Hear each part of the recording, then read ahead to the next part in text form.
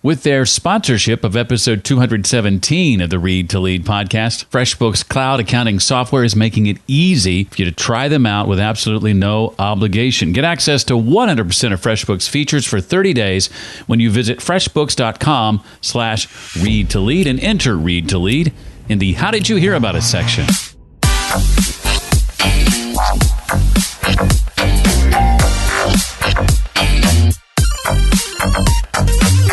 If you want to be a positive person, you can't hang around negative people and expect a positive result. If you want to be healthy, you need to have healthy thoughts and hang around healthy people. Hi, and welcome to the Read to Lead podcast. It's the podcast dedicated to your personal and professional growth. I'm your host, Jeff Brown, and I believe that if you desire to achieve true success in business and in life, then intentional and consistent reading is an absolute must. If you want to get anywhere in life, you need to be a lifelong learner. The Read to Lead podcast is not only going to help you narrow this very, very important reading list, but we're going to bring you key insights and valuable ideas from some of today's most successful and inspiring authors.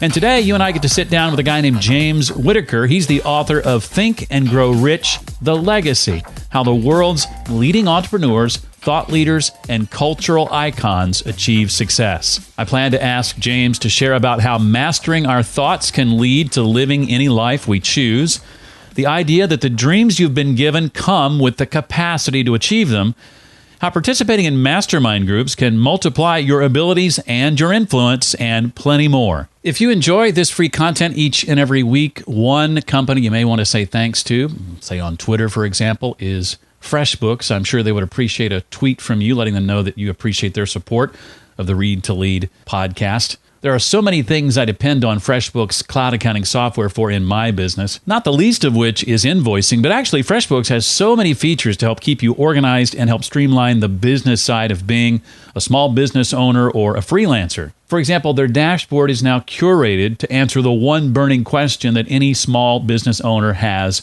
when they log in, and that's, how's my business doing? There's no more guessing of what's owed or overdue or whether you're in the red. In fact, the new notifications center is like my personal assistant telling me what's changed in my business since I last logged in and what I need to deal with right away, like, say, overdue invoices. That lets me focus on what's needed to get done and helps me get back to work faster. FreshBooks has great support with a real live person who usually answers in 3 rings or less. They've got automated late payment reminders, which I love. I can take pictures of receipts on my phone using FreshBooks mobile app and make claiming expenses 1,000,000 times easier. And FreshBooks will also handle your time tracking, so when it comes time to create that invoice, you'll know what you did and when you did it. If you haven't yet, I encourage you to give FreshBooks a try, and the great part is it's easy to do. You can check it out free for 30 days, no credit card required. All you do is go to freshbooks.com/read to lead. That's freshbooks.com/read to lead. And you put read to lead when they ask you, how did you hear about us exactly? Again, that's freshbooks.com/read to lead to find out more. James Whitaker has more than 15 years of experience with both corporate and startup companies in not only Australia, but the U.S. And today, in addition to being the co-executive producer of the film Think and Grow Rich, The Legacy, he is the co-founder, director of several companies in the health and fitness industries. His mission is to share the success habits of high performers, to give younger generations the tools to take ownership of their financial, physical, and mental health. Now, in addition to the film I mentioned a moment ago, there's also a new book, Think and Grow Rich, The Legacy: How the World's Leading Entrepreneurs, Thought Leaders, and Cultural Icons Achieve Success. And I'm thrilled to have him. James, welcome officially to Read to Lead. Thanks for having me, Jeff. Happy to be here. Well, I want to start by having you imagine, James, someone that you're sitting down with who is not familiar with the classic book that your film and new book is based upon, Think and Grow Rich by Napoleon Hill. What would you say in 1 or 2 minutes to bring that person up to speed, if you will, with this classic? I guess to provide a bit of context, Think and Grow Rich was originally released by Napoleon Hill in 1937. So that was a really interesting time for the world. It was the tail end of the Great Depression. Before that, it was the First World War. And then after the Great Depression, it was the Second World War. So a lot of people grew up with the scarcity mindset where the only goal was to put food on the table. So what Napoleon Hill tried to do was release his learnings, what he coined the achievement philosophy. which was 13 principles, basically a blueprint for success that anyone could apply in their own lives. He found out from his interviews with more than 500 people that success did not discriminate. It came to all those who did what needed to be done. And fast forward today, 80 years later, it's sold more than 120 million copies, and many of them have been sold in the last 30 years. So it has proven the test of time and is a true timeless classic. And it's for a simple reason, results. It's made more millionaires than any other resource in history. It's very much the godfather of all self-help literature. So all of your favorite self-help authors and personalities, they all were inspired by Think and Grow Rich and Napoleon Hill originally. So it's a very, very powerful book, and full credit to the Napoleon Hill Foundation for all the work that they have done to keep it all relevant. Well, when I think about it, it's kind of embarrassing to be 5 years into my journey here on Read to Lead and only now be shining a spotlight on not only your book, but that book as well. Well, of all the people in the world, James, how is it that you are the guy to spearhead this film and then this companion book? And why now? Well, this project, so in the original Think and Grow Rich, while the principles are truly timeless, the people who are mentioned, like Henry Ford, Thomas Edison, Andrew Carnegie, today's generations just don't identify as much with those names, even though they were true leaders of industries back in the day, some of the wealthiest and most successful people who ever lived. So what we have tried to do with this project is include people like Bob Proctor and Rob Dyrdek, Lewis Howes, Barbara Corcoran from Shark Tank, the NFL Hall of Fame quarterback Warren Moon, Tim Storey. We've got a really eclectic mix of people. More than 24 people are mentioned in the book alone, and a lot more in the film. And what we've tried to do is just, use modern day people. We outline their stories to say, what position were they in beforehand? When did they draw a line in the sand? And what simple and consistent action did they take that got them to extraordinary achievement? And full credit to the filmmakers as well, who really got the ball rolling on this project. That was director Scott Servine and producers Sean Donovan, Karina Donovan, and Joel Franco, all in full conjunction with the Napoleon Hill Foundation too. Yeah, I mean, how do you go about getting sign-off on something like that? That would just seem like an uphill climb, I would think. A difficult process. So this is Think and Grow Rich had never been brought to the big screen. So many people now have had their lives changed by Think and Grow Rich, and they just want to see how they just want to others know how they can be involved and how they can help. As soon as the ball was rolling and a few people were involved, it really started to snowball from there. Well, James has been kind enough to agree to be my guinea pig for something that I've actually never done here on the show. I've always wanted to try it, but rather than a series of questions to James, I've picked out a handful of my favorite quotes and passages from the book, and I'm going to share those and ask James to just kind of riff on those or expound on those a little bit. Okay, here's the first one, and you've hinted at this a little bit, but controlling your thoughts leads to living any life you choose. So that is the whole idea of Think and Grow Rich, that the life that you choose depends on the thoughts that you enable to enter your brain, your subconscious, and how you convert those into actions. And there's a lot. I could talk for weeks on that one statement alone, Jeff, but in the interest of time, there's so much to that. So when we say think and grow rich, it's like think and grow poor. It depends what thoughts you're enabling to enter your head. So if you want to be a positive person, you can't hang around negative people and expect a positive result.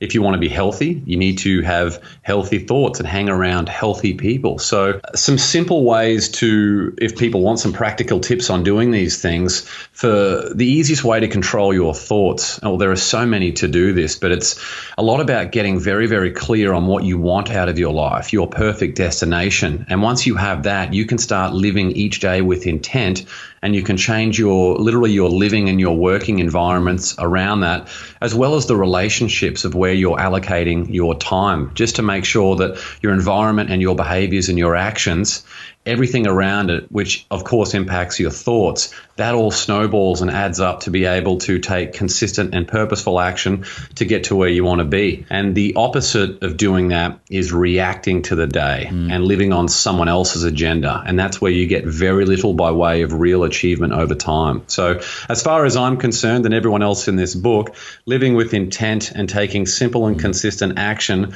via the thoughts that are directly related to your perfect destination. It's just a great way to live, help the people around you, and contribute to the causes you care about. There's a story in the book I'm reminded of as you're talking, James, where a couple of well-meaning parents tell their child that, well, this is our lot in life, so you're going to need to adjust your expectations. You're likely not going to have some of the opportunities and breaks that other people are accustomed to. So, here's the hand you've been dealt, but you're saying that we don't have to accept that. So much in life depends on how big we allow our thoughts to, how big we think. So if people grow up with that limited programming, those limited beliefs, which of course get stuck into us from a very, very early age. If we don't have any idea of what's possible, then how could we take the actions to achieve it? If you didn't think it was possible for you to have your own business or your own podcast show or a happy marriage or get a promotion at work or have a fit body or whatever that perfect destination, whatever success looks like for you, then you simply won't take the thoughts and the actions to achieve it. So it is really, really important to think much bigger than your circumstances. And if you're finding that difficult, you just need to get more out of your comfort zone, go and meet more and more people, do more research, and just get excited about the possibilities that are available for you. Because the people who really raise the ceiling on their beliefs and their ideas of what's possible, they're the ones who then, I guess, draw a line in the sand and plant the flag and defend it at all costs to say, this is who I am, this is what I'm going to do with my life, and nothing is going to stand in my way. And along the way, they start to attract people in their life who can help them, bring that to life. Well, speaking of big ideas and big dreams, there's a passage in the chapter called Desire that says, the big dreams lying deep inside our hearts, and I've paraphrased this a bit, would not have been given to us absent the capacity to achieve them. So are you saying that if I, at 5'9", want to be an NBA star, I can do that? So the idea of getting clear on your perfect destination is it makes you put a framework in place to take the first step, the second step, and the third step. So, Jeff, at this stage, I haven't seen you on the court, but maybe the NBA dreams are still alive. But as soon as you said that quote from the book, the first person I thought of straight away was Jim Stovall. And for people who don't know Jim's story, at the age of 17, he was told that he was going to go totally and permanently blind. And sure enough, he did. And his whole dream was to play for the Dallas Cowboys and make it in the NFL. And of course, he couldn't do that once he failed his physical and went blind. But he went on to get clear on a different kind of purpose. And he wrote 30 best-selling books and was the Emmy Award-winning founder of the Narrative Television Network. And do you know how many books he wrote before he was blind? Zero. Zero. Not a single one. So people need to just get very, very clear around their purpose and what they want to do in life, and then come up with a plan. And if your plan is not right, you just need to surround yourself with people like the mastermind principle. Attract those people and bring them into your life to help you bring these dreams to a reality. Well, James, why do you think so many people spend more of their time, say, planning a wedding or their social lives or a party or lying on the couch than they do planning their life and incorporating that intentionality? Yeah, I think it's a big flip of the coin. Like there are two big points to that. The first one being that the limited beliefs and that conditioning, that negative programming over time, where they're just not sure of what, they're not very clear on what is actually possible for them.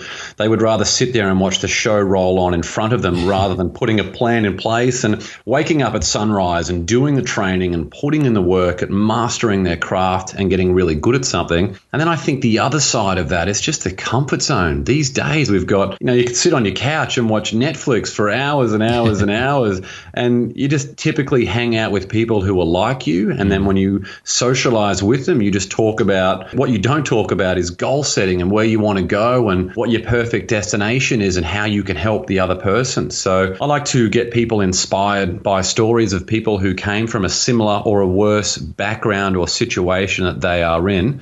And once they get inspired with that, we get clear on a success plan template, and we write down what their definition of success is, how they can win in all areas of their lives, and then we get to work on taking daily action. Because another important point is doing the work that day one requires, where so many people, they might have the goal of, an example might be if you want to run a marathon, but you wouldn't start day one by getting out there and running a marathon. You would do the work that day one requires. And it's just so easy nowadays to sit on the couch and not do that work or fall victim to your limited beliefs. It's when you can make a habit of getting out of your comfort zone and taking daily and consistent action, which I know you're big on with your show as well. That is what leads to extraordinary achievement over time. You know, I have seen the impact of Napoleon Hill as I look around to the people that I associate with, many of whom, James, are a part of a mastermind group. And I think it was Hill who popularized this idea. I've been in several over the years, and I'm in one now, actually. It's been going for about 2 months now with 3 other gentlemen, fairly new. But every week, depending on who's leading, whoever's doing that reads a passage from Think and Grow Rich. We call it reading from the scripture,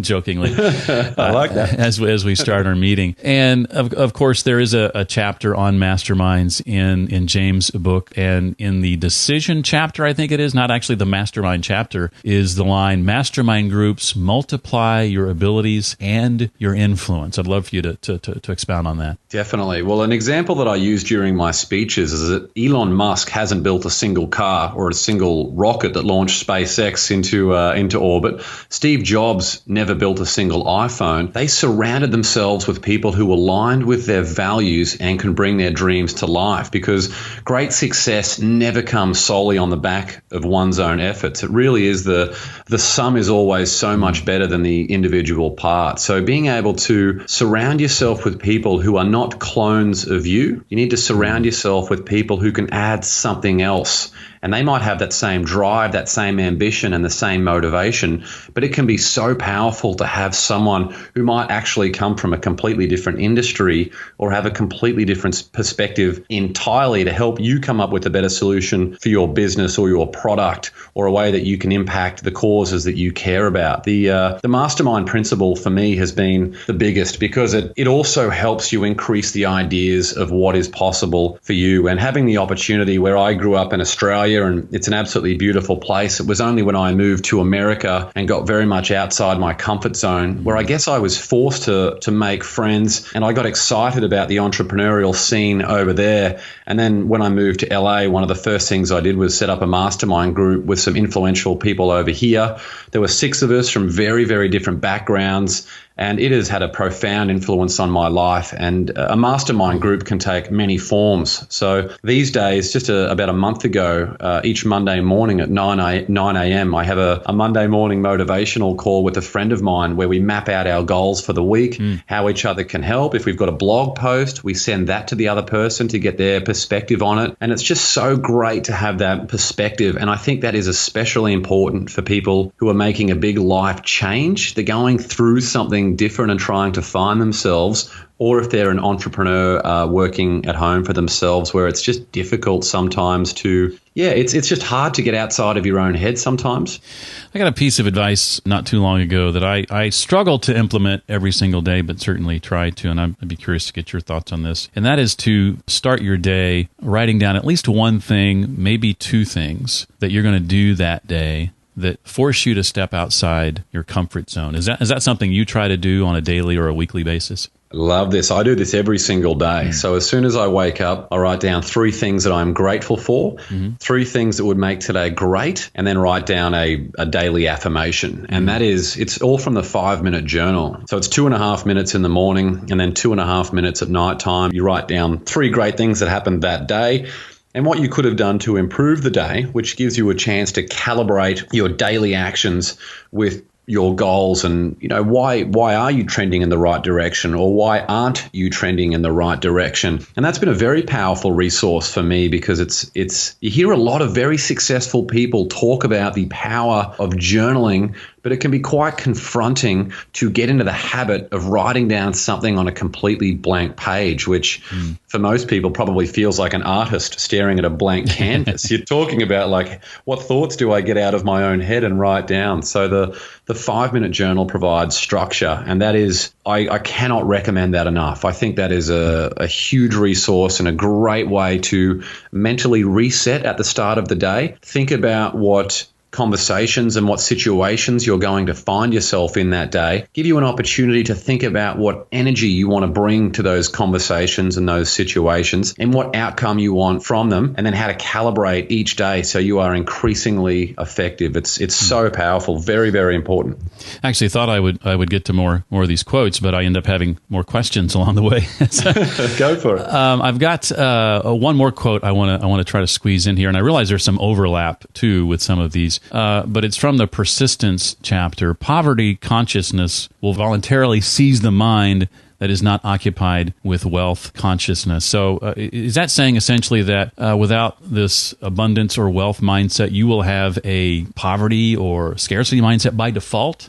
It is. Yes, that is human nature. That is what naturally happens. And it's an unfortunate state of affairs, but the universe rewards those people who take daily and consistent action and know exactly where they're going. So the way that I interpret this, and this is what I say is the most important slide when I'm doing speeches around the country, it's that each day, if you do not make the decision to win, you have automatically made the decision to lose. And when we say win the day, we're talking about what do you want from all areas of your life. Think and Grow Rich is not about being rich financially. It's a component of it because it provides freedom and enables you to contribute to the causes that you care about. But it's being rich in love and gratitude. What relationships do you have with your spouse, with your parents, with your children, with your friends? What plan do you have in place for your professional growth? What are you doing to win the day for your mental health, for your physical health? This is what it means to think about getting clear on what you want and winning the day. And if you do not do that, you will naturally gravitate towards saying, why don't I watch TV? I've got nothing else to do. Or why don't I eat this junk food because I've got nothing else to do? Or I've got no bigger purpose for eating healthy.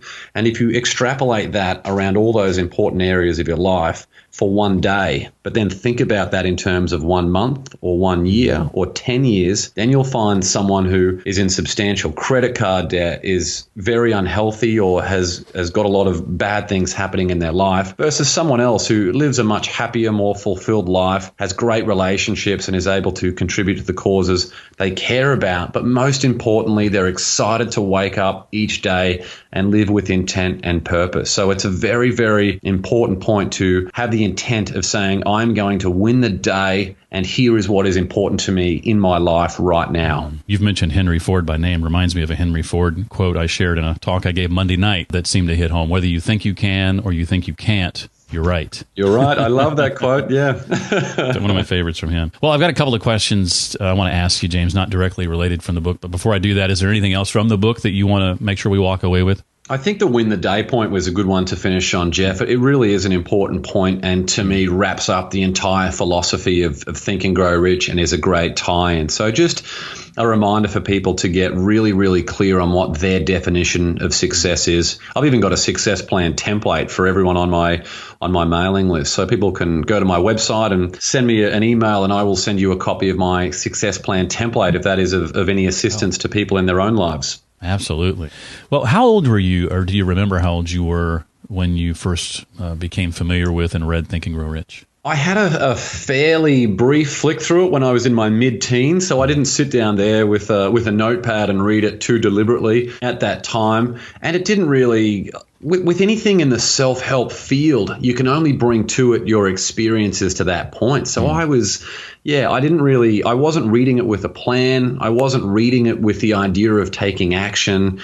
I just wasn't very deliberate with it. But then when I read it again in my early 20s, it had a profound impact. And then when after meeting all of these people from completely different fields, everyone from Rob Dyrdek, who's a skateboarder turned business mogul, to Sharon Lecter, who wrote Rich Dad, Poor Dad, and Bob Proctor, and to see the impact that it had on these people at various stages of their life, that was what really struck a chord with me. And I continue to read it every day now. So Bob Proctor's been reading it every day for 58 years, which is quite amazing, because he says you can just open the book at any page, and you could spend a day just thinking about that and thinking about that in the context of your own life and what action you can take. Sharon Lecter reads it every few years, and Rob Dyrdek, she reads it every year, and Rob Dyrdek reads it every few years as well. So it certainly has stood the test of time for people who read it deliberately and take action along the way. If you don't do that, then it will do nothing for you.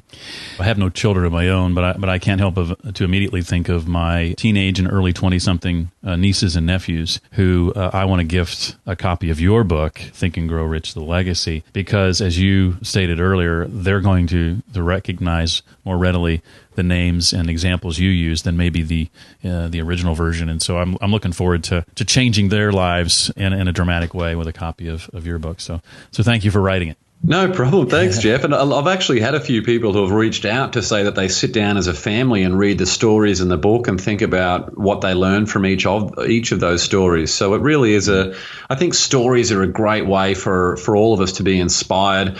And I've tried to include a lot of little nuggets along the way for people, some very practical steps that they can take to achieve success in their own lives right now. Well, besides Think and Grow Rich, it's obviously impacted you tremendously. What other books have had an impact on you over the years? When I was younger, I would say Influence: The Psychology of Persuasion by Dr. Robert Cialdini. That was a really big one for me on the marketing and sales side to understand human nature. How to Win Friends and Influence People by Dale Carnegie is another really interesting one, and actually came out within 1 year of the original Think and Grow Rich. I don't know what was in the water at that time, but it was quite extraordinary. And most recently, the 5-Minute Journal that I mentioned earlier. It's been a really powerful resource for me, and it's funny that it's a book recommendation, but you're the one who's actually writing it. So I think that's a really good one. And also Defiant by Janine Shepherd. Her story is the very first one of Think and Grow Rich, The Legacy. She has an incredible story after she was hit by a truck in her early 20s. It's a very emotional, a very powerful story, and her book Defiant goes through her extraordinary journey in more detail. And I did not know that story, embarrassingly. I was not familiar with her situation. That was a fascinating story. Yeah, the late 80s. It was, when she had qualified for the Winter Olympic Games as a national ski champion. It's just a good reminder that oftentimes in life we feel like we've hit rock bottom, whether we've lost a relationship or a job or some type of financial hardship. But very rarely is it the immense physical trauma of being hit by a truck, spending 10 days in a coma, 6 months in the spinal ward, losing not only your identity but your very physical being. And her message that you are not your body, you are the defiant human spirit. And then she went on to become a pilot and an aerobatics pilot and a speaker around the world. So it really is an incredibly motivating story, and one that I think everyone would enjoy.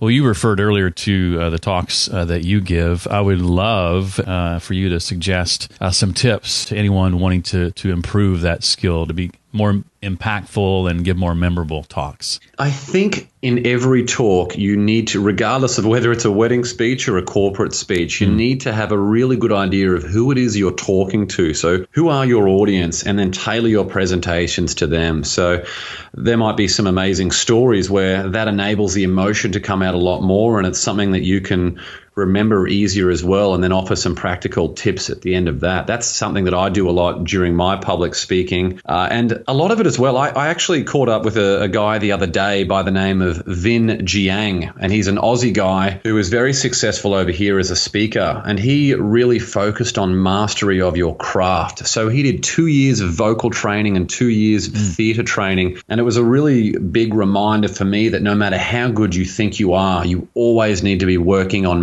mastery of your craft, that presentation you deliver, get other people to, as soon as you've got footage of a keynote or you've got a draft keynote done, depending on what stage of your speaking career you're at. And what Vin would do is he would pay comedians and business CEOs to sit down and watch his presentations and give him tips on how he could make it funnier and how he could add in more business value. But you combine that with the theater training and vocal training that he had, that to me is what mastery of your craft means. But how many people are really taking that time to take their presentations to the next level? These days, an interesting story is not enough. You really, if you want to stand out, you need to focus more on mastery of your craft consistently.